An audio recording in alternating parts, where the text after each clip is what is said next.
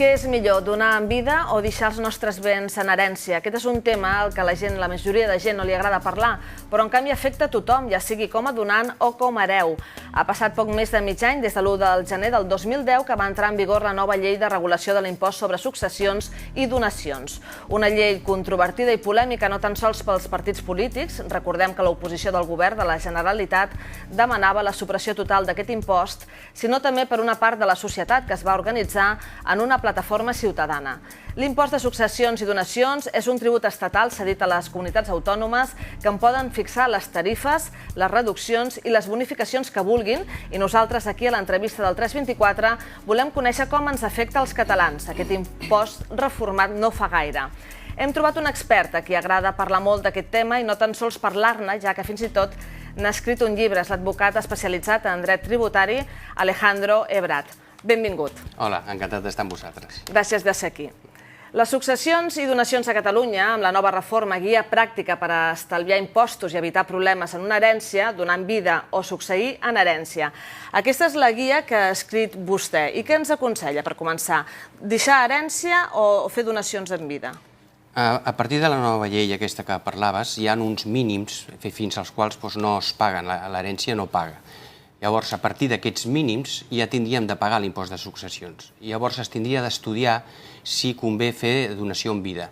Que aquí a Catalunya, amb la nova reforma, les donacions fetes de pares a fills o avis, o sigui en línia directa, tenen una reducció molt important. És a dir, que a vegades convé molt fer la donació i no esperar l'herència. És a dir, fer donacions en vida amb una sèrie de condicions. Per què va creure necessari escriure aquesta guia? Bé, jo em vaig trobar que la gent venia molt al despatx, preguntava molt quan va haver tot aquest clamor popular, tot aquest rebombori que va ser amb el tema del peaje de la muerte que deien, amb aquesta reducció que volien fer. Llavors el que em vaig donar compte és que la gent no tenia ni idea, no tenia ni idea ni del que es tenia de pagar al moment de morir, ni com es tenia de fer un testament, ni com es tenia de preveure aquestes situacions. I estem fent nosaltres programes a 20 anys vista per preparar l'herència a una persona que tingui de pagar el menys possible, i no només pagar poc, sinó evitar problemes amb una herència, que per mi és potser més important que no pas pagar, evitar problemes amb una herència, perquè, per desgràcia, les herències són problemàtiques. Es trenquen moltes famílies, no?, amb les herències? Jo diria que, no sé, porto 25 anys fent herències i potser un 5 o un 10% de les herències no són problemàtiques. La resta, quan hi ha diners pel mig, porten problemes. Però, a més, no és qüestió de diners, sinó que com està la llei, tal com està, hi ha molta gent que hereda l'usdefruit o hereda els pisos indivisos. Això vol dir que 2 germans o 3 germans hereden el mateix pis.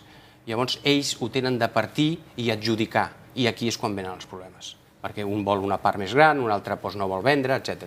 Normalment suposo que quan més gran és la família i més llunyans són els descendents a qui va l'herència, més problemàtica és de posar-se tots d'acord, no? Exacte. Més problemàtica pels dos temes principals que té una herència. Una, l'impost de successions que paga, el ser parents més llunyans, paga més, i després pel tema de la problemàtica en si d'una herència. Al ser parents més llunyans, potser es barallen més.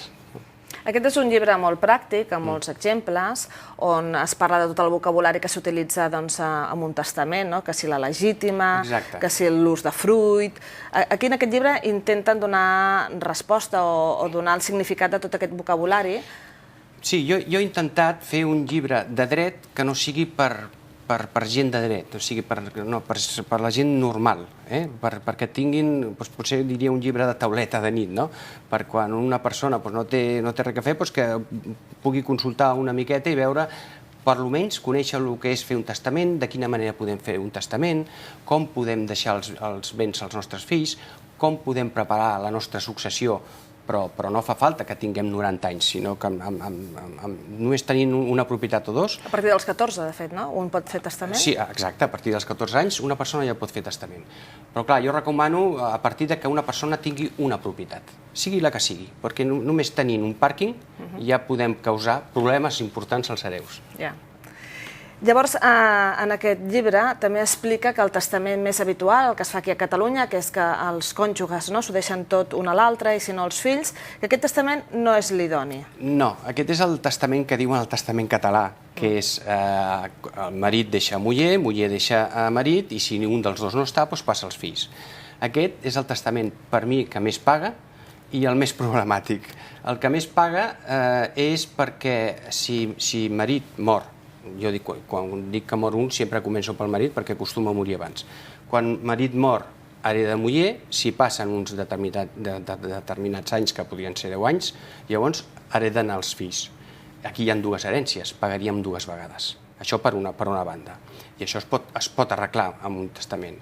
I per l'altra banda és problemàtic perquè hi ha la legítima, que no es contempla mai. Què és la legítima? Expliqui'ns què és la legítima. La legítima és una part que nosaltres no podem disposar d'elles. Aquesta part va obligatòriament als hereus legítims o forçosos. Aquí a Catalunya aquesta part és una quarta part de l'herència, o sigui, el 25% d'aquesta herència, no podem disposar en testament ni podem dir que vagi a la persona que nosaltres vulguem.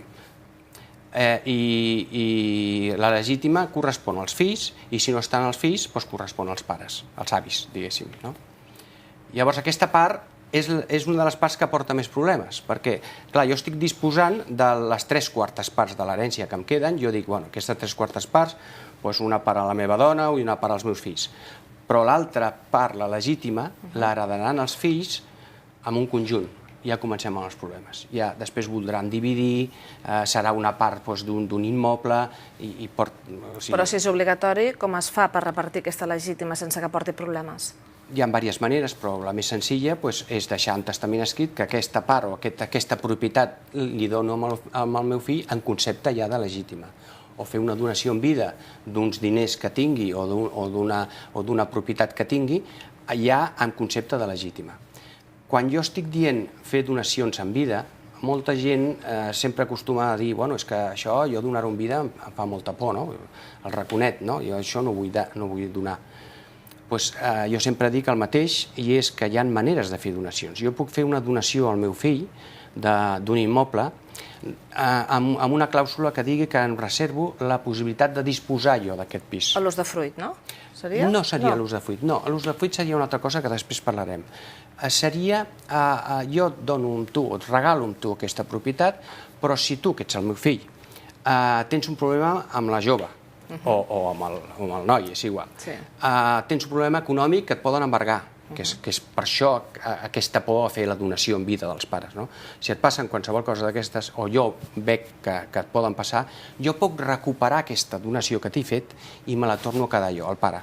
És a dir, que són maneres de fer donacions, que jo crec que és la millor manera. Llavors, què fas? Ja estàs adjudicant amb un hereu una propietat concreta, ja no tindrà problemes després per tindre de dividir i adjudicar, i després, si fas una divisió ben feta, ja evitaràs també pagar hisenda, perquè pagues menys, depèn la quantitat, pagues menys de pare a fills, pagaràs menys per donació que no pas per una herència.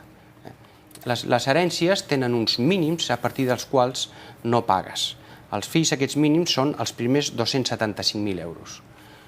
Però, clar, si jo tinc un pis i li vull deixar a un fill que tinc, els primers 275.000 euros no pagarà, la resta sí. Però, clar, quin valor prendré jo d'aquest pis? Doncs és el valor catastral multiplicat per un coeficient. Aquests valors catastrals són els que surten al rebut de l'IBI. Cada vegada estan més alts aquests valors perquè els ajuntaments, com volen recaptar més, els tenen molt actualitzats i els tenen molt elevats. Llavors, qualsevol pis hi arriba als 275.000 euros. O sigui que si vull donar un pis tinc de mirar molt en compte, mirar aquest valor. Si és la vivenda habitual, no. La vivenda habitual té una exenció del 95%, però només que tingui una segona residència i uns diners al banc ja tinc d'anar en compte per fer bé la distribució per no pagar. S'hereten tant els béns com els deutes, no? És així? Exacte. I tens obligació d'acceptar aquestes herències? A veure, obligació no tens. Això és el que jo dic o anomeno les herències enverinades, que són dos tipus de donacions. I un tipus és aquest, quan tu preveus que aquesta persona té moltes deutes, el que tens de fer és acceptar l'herència a benefici d'inventari. Això vol dir que tu vas al notari, acceptes aquesta herència, dius, bueno, jo me la quedo. Però me la quedo, si hi ha deutes, només pagaré amb el que tinc de l'herència, amb el cabdal relicte que diem, o sigui, amb la massa hereditària, això que pagui aquestes deutes. Si hi ha més deutes i no es pogués pagar, jo ho sento molt, però jo no ho pago perquè jo he acceptat l'herència amb aquesta condició. El problema, que és una de les causes de les herències enverinades, és que tu no sàpigues que aquest home o aquesta dona tingui deutes, i llavors tu heredes aquesta propietat, una o dues propietats, i té una càrrega tan forta que no cobreix, el que tu has heredat no cobreix per pagar. Llavors tindries de pagar amb els teus béns propis, perquè, com deies molt bé, tant heredes béns com deutes. Però llavors és aconsellable sempre heretar d'aquesta manera, no? Només que tinguis una dubte ja és aconsellable. No obstant, hi ha uns dies com de gràcia, no? Fins que s'obre el testament i saps que tens una herència fins que l'acceptes, no? No que hi ha un termini? Quan una persona mor, ho diré d'una altra manera, quan nosaltres fem un testament, aquest testament queda registrat a l'Arxiu General de Registres i Notariat que està a Madrid. És a dir, que quan una persona mor tenen de passar 15 dies per obrir aquest testament. Llavors tu demanes a Madrid aquest registre, demanes un certificat, et fan un certificat i et surt els testaments que tu has fet a tota la teva vida. Llavors només val l'últim. L'últim anul·la tots els anteriors. I tu no pots anar a cal notari a firmar l'herència si no portes aquest certificat. Això és una garantia de que ningú mori sense llegir el seu últim testament. I si el seu últim testament, perdoni que el talli, és d'aquesta persona gran que ha estat cuidat per una persona, un cuidador, una cuidadora, que han establert una relació especial, amb interès o sense, vull dir, pot ser... Sí. I a vegades es deixen en testament grans propietats a persones que acaben de conèixer fa poc temps. Es donen validesa en aquests testaments? Això és un problema bastant important i es dona més del que pensa la gent. És a dir, que molts testaments es fan els últims mesos, o diria anys potser no, però els últims mesos de la vida d'una persona. I si el cabal és aquest, llavors? Llavors val aquest, llavors els hereus, o sigui, si aquest senyor ha deixat en testament tota la seva herència a una senyora o senyor de companyia, llavors els hereus, per impugnar aquest testament, que és molt difícil, perquè clar, estem impugnant primer la voluntat d'una persona que no hi és, ja no està, no podem preguntar-li si ho va fer coaccionat o no. Exacte, i si pensava fer-ho així o no. I segon, que estem contraint la paraula d'un notari. Això realment és molt difícil. Ara, si jo tingués un certificat o diversos certificats de metge que digués que als últims anys de la seva vida aquest home no estava en capacitat o no tenia facultats mentals per fer un testament, podria intentar una testamentaria. Però tenim de tindre en compte que una persona pot tindre un estat mental delicat, però pot tindre estats transitoris de lucidesa. Llavors, amb aquest estat pot anar al notari i fer el testament, i és vàlid. Per tant, impugnar un testament realment és molt difícil, molt difícil. I si troben en casos? I si troben casos d'herències, això, a persones de companyia. Potser la culpa la té l'hereu per no fer la companyia que tenia d'haver fet al seu pare o al seu avi, o a la tieta. Això passa molt a tiets, o hi ha parents una mica més llunyans que no tenen molta relació amb els nebots. Bueno, a vegades també passa entre pares i fills, o sigui, que els fills no saben que finalment aquella persona... O sigui, és una sorpresa quan s'obre el testament. Sempre. Que... Normalment és una sorpresa obrir un testament, sempre.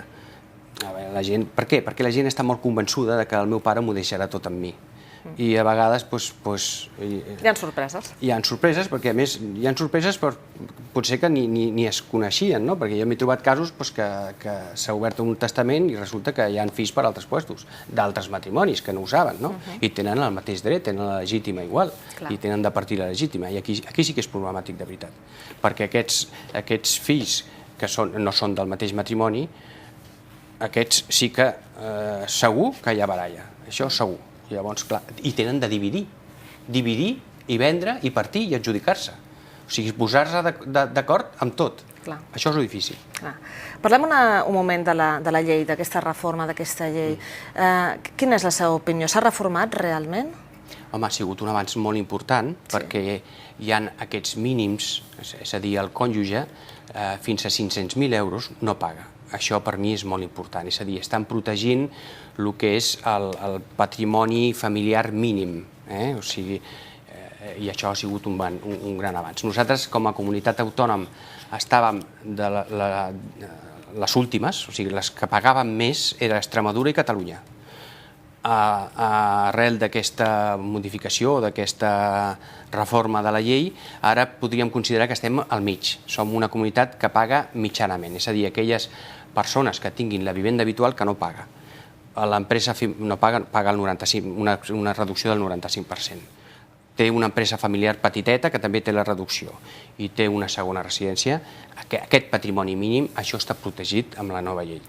De fet, ara que he dit això de les comunitats autònomes, quan es parlava d'aquesta llei al desembre, que es va aprovar el desembre del 2009, va crear molta controvèrsia perquè va sortir una associació, una plataforma ciutadana, fent aquestes comparacions amb altres comunitats autònomes, i realment la picaresca de que la gent, potser per desconeixement, es pensaven que canviant-se de comunitat autònoma s'estalviarien pagar aquest impost, i tampoc és així, si ens ho vol explicar una miqueta. No, això s'ha mirat bastant perquè, a veure, s'ha abusat, això s'ha fet bastant, és a dir, no només era canviar de residència, sinó es jugava un pis o una habitació i es feia enviar el correu a Bilbao o a Madrid o a aquestes comunitats que tenien una reducció important, però no, la llei amb això ja té unes cauteles que ja ho vigila molt, és a dir, per poder demostrar o per poder aprofitar-se d'aquesta legislació d'aquesta comunitat, el mort, la persona que mor,